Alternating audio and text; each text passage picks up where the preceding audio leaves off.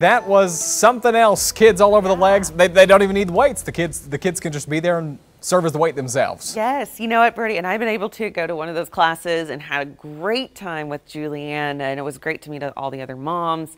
And you know, you don't feel like you're missing out because your kid's running around or getting into other kids' snacks. Yeah. Or so you're just kind of in a world where everyone gets you and what you're going through at that time. Totally.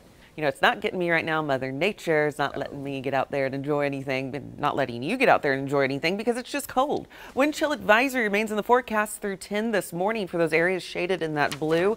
Still feeling anywhere between 0 to, you ready for this, 10 below 0 this morning. Yeah, way too cold.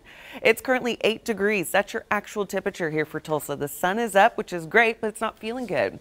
North winds, there they are, about 9 miles per hour. As we're looking at those temperatures, we had a high yesterday of 27. We're likely to be in those 20s again for today. 10 over to Porter, 9 to Tahlequah, 7 to Miami, 5 over to 4 Acre. Here's what it's feeling like. This is what you need to prepare for when you step outside. Dangerously cold temperatures, and these will be sticking around these sub-zero temperature values up until about 10 a.m. So if you're getting out and about here within the next 30 minutes to an hour, you need to have all the layers ready to go. 9 below 0, holding it down over to 4 Acre. Copan has dropped to 9 below 0. Miami at 8 below 0. Here for Tulsa, we are 3 below 0 at this time.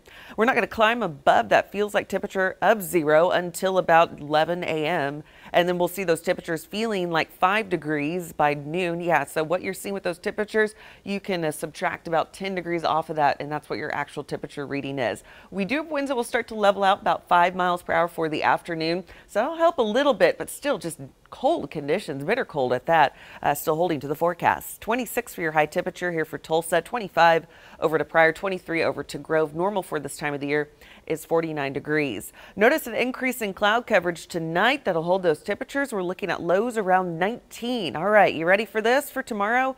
We do climb above freezing, but it's going to come with a price. Here's what I'm going to show you. We have some freezing rain that wants to sneak into the forecast starting tomorrow. I wish I had better news for you, but this has been pretty consistent all week, and now we're looking at this freezing rain coming in late Sunday into Monday. The bulk of it will be early Monday morning, going to cause a lot of issues on those area roadways. Cloud coverage rolling in as we do see some pink showing up for the evening hours. That's not the big story. We'll get a break before another batch of freezing rain comes in, and this looks to accumulate on those area roadways before it transitions over to all rain. So improvements by the afternoon, but morning time is going to be very icy and dicey, as meteorologist Michael Sager says.